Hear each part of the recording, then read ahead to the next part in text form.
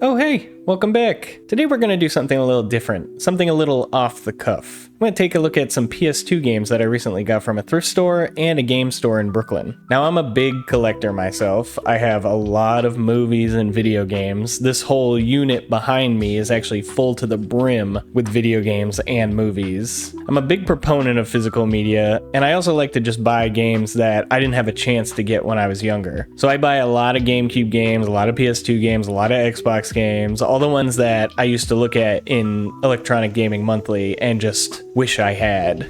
So I guess let's just get right into it. I have 6 games here that I picked up recently. The first half are from a thrift store in Brooklyn called Big Reuse. Much like most thrift stores, they have a little bit of everything, furniture and TVs and clothing, but they have a small selection of games that sometimes you can find some gems in. All right, so first up we have Pac-Man World 2. Now this one I just learned they're remaking, so it was kind of a funny coincidence that I would pick this one up. Now this one says, I'm like, what's the best way to hold this for the video? Pac-Land faces the most wicked foe ever unleashed from an ancient tree. Pac-Man takes control with new skills, zany enemies, and friends and vast worlds to explore.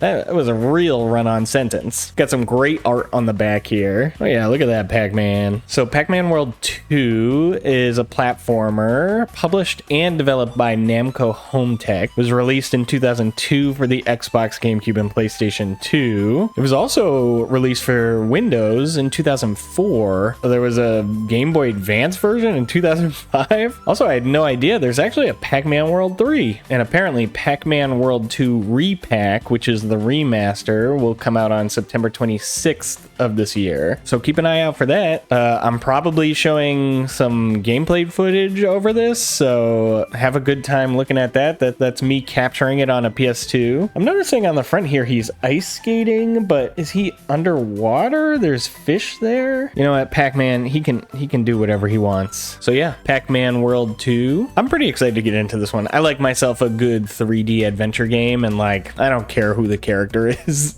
I don't have an affinity for Pac-Man, but this one looks fun. All right, next up we have a classic, in my opinion, SSX3. Now, I loved this game growing up. I think I had the Xbox version originally. I don't think I ever actually played this one on the PS2, but I played this game to death. I was a huge fan of SSX Tricky. Back in the day, I would rent it over and over and over from Blockbuster for the GameCube at the time, and I just couldn't get enough of it. I remember when this one came out, it was just like crazy that you just had this wide open mountain to be on. It was so good. Survive backcountry hazards. Explore the open mountain. Dominate slopestyle, big air, and super pipe freestyle events. High-speed races, intense rivalries, and over 1,000 customizations and rewards. Oh my. And yep, this one is a classic EA big. So SSX3 was released October 21st, 2003 for the PlayStation 2, Xbox, and GameCube. It's also ported to the Game Boy Advance. Can't imagine how that played. But yeah, I'm going to show some footage now that you're probably watching as I say this. And this game just had such a great sense of speed and exploration. I just love that they gave you the whole mountain to go down. You could kind of pick where you wanted to get dropped off, and you could make it all the way down to the bottom. And you would pass through different courses and be able to split off different paths. It was so cool. So yeah, that's SSX3. I'm happy to have this one on the PS2. It's a great game. Highly recommend. All right, and this last one from Big Reuse is sort of silly, but also I kind of thought that it might be good content for the channel as well, so I grabbed it. And it is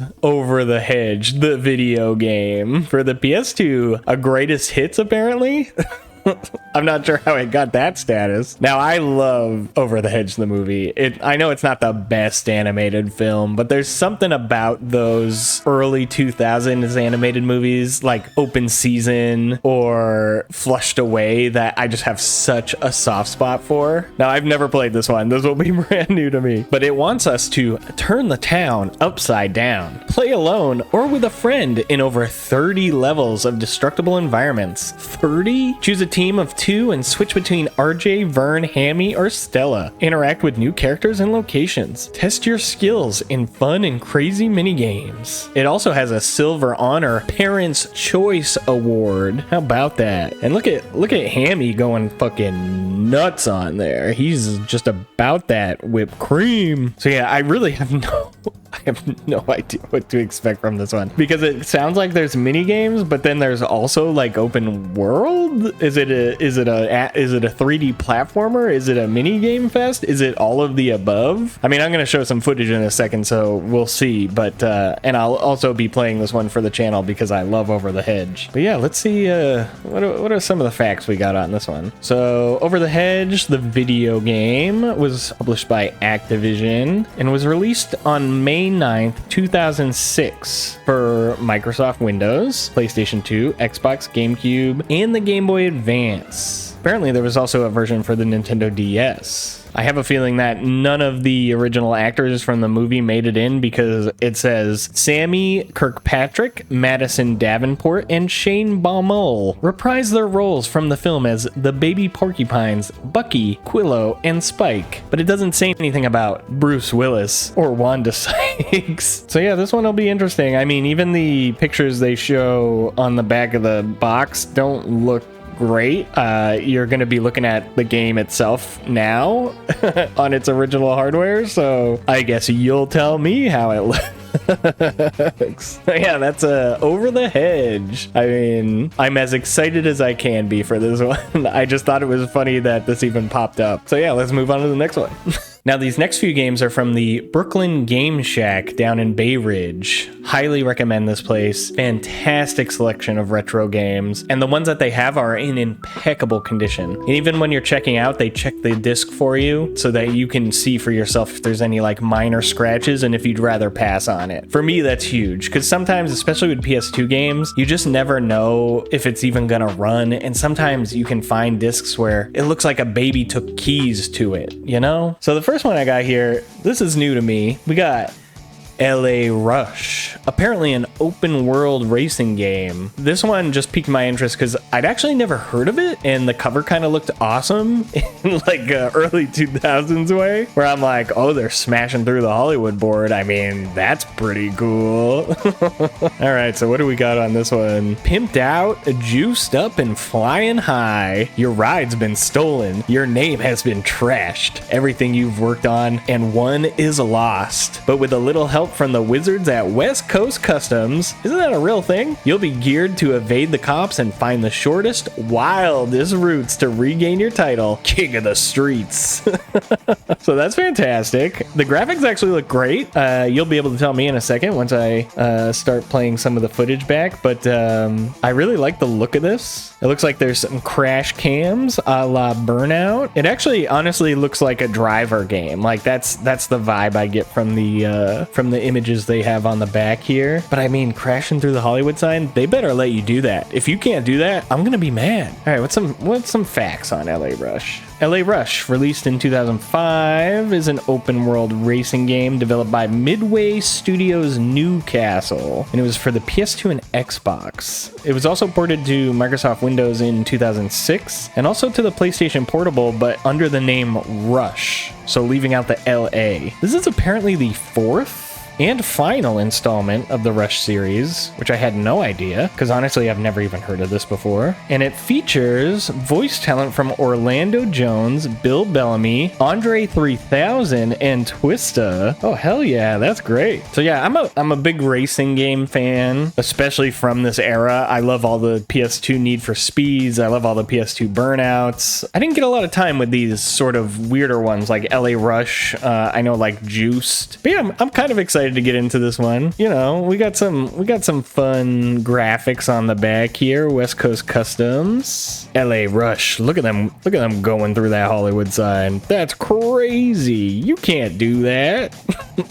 So yeah, I'm pretty excited to give this one a go. All right, next up, a lot of these are new to me. I think the only one that I've played before is SSX 3. Now I'm a big fan of the Phantasy Star games. I played them religiously previously on the GameCube and on the Dreamcast. And I found this one, Phantasy Star Universe, which again, I've honestly never even heard of this one. I don't know how that happens because I'm pretty into games. So when things just pass me by, I'm just like, what was I doing? You know, what was I doing? But this looks like more Phantasy Star, but on the PS2, I'm there. Now, what do we got here? This time, worlds collide. I would love to know how many things have almost that exact tagline. 100 years of peace is destroyed in an instant when deadly invaders called the Seed descend on the Gurhal system. As the Alliance military force fleet crumbles under the Seed's superior might, Ethan Weber begins a heroic journey to save his home planet alongside the elite Guardians. Hell yeah. And then we got like a spaceship exploding from a big laser. We got some big swords, you know. I mean, come on. It's good stuff. This is good stuff right here. All right, what are some facts we can look up about Phantasy Star Universe? This was developed by Sega's Sonic team for Windows, PlayStation 2, and Xbox 360. Now that's interesting that there's an Xbox 360 version because that means that there's like a really high definition version of this. While the release was staggered a bit in Japan with the PC and PlayStation 2 versions coming out in August, with the Xbox 360 version then coming out in December, all the versions came out in North America in October of 2006. Interesting release schedule. Apparently this is similar to most Phantasy Star Online games, but takes place in a different time period and location. So that's interesting. I'll have some of the footage up right now for you to see. I'll just be playing through the first level, I'm sure, but I love me some Phantasy Star. And when I saw this, I was like, I've never heard of Phantasy Star Universe. I love Phantasy Star. I'ma get this. So that's Phantasy Star Universe. It looks fun.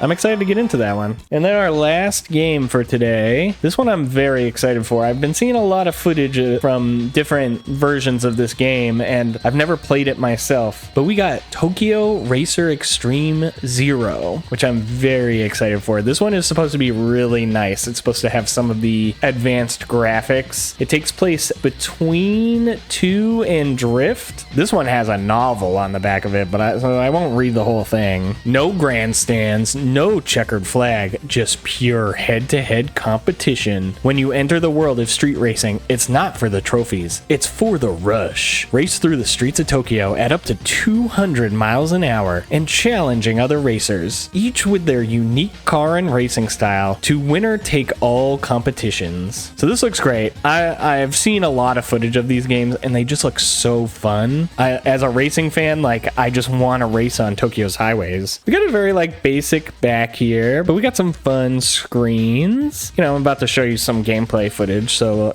you know, take that as you will. But also just like, what a cool cover, right? Like, dang, they're drifting through Tokyo. They're extreme. How cool is that? You know, I'm hyped for this one. I'm pretty hyped. I mean, half the reason I'm doing this is I just kind of want to play a little bit of each of these games for the video to show, you know, like, hell yeah, right? All right, so what do we got here? We got Tokyo Extreme Racer Zero, released as Tokyo Extreme Racer in the PAL territories, is a 2001 racing game developed by Genki for the PlayStation 2. The gameplay does not make use of regular racing rules. Instead, the game makes use of SP, or Spirit Points bars, consisting of health bars for the player and the rival each. The SP bar is decreased when one hits an obstacle or is behind their opponent. The one with their SP bar running out loses the battle. If the opposing vehicles take different routes, the battle will result in a draw. Okay, interesting. I'm gonna have some footage of the game over here, obviously, and you can kind of judge at your own will. Pretty excited to play this one. Tokyo Extreme Racer Zero looks cool as hell, and I want to play it, so I'm gonna play it. Hell yeah. All right.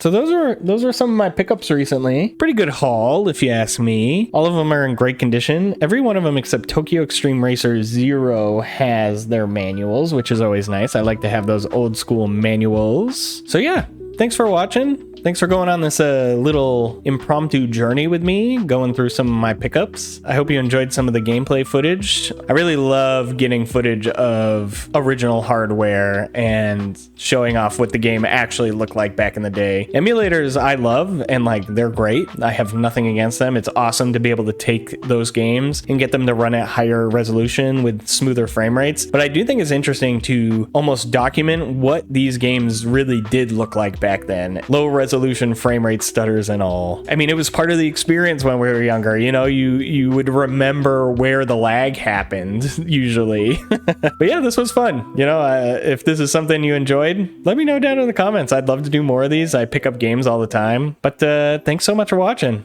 I'll see you in the next one. Bye.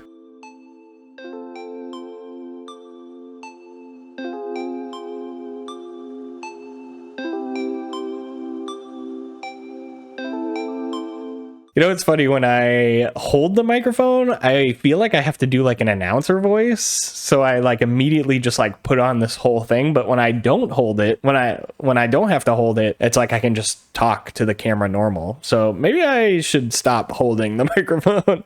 I don't know why it puts me in that mode.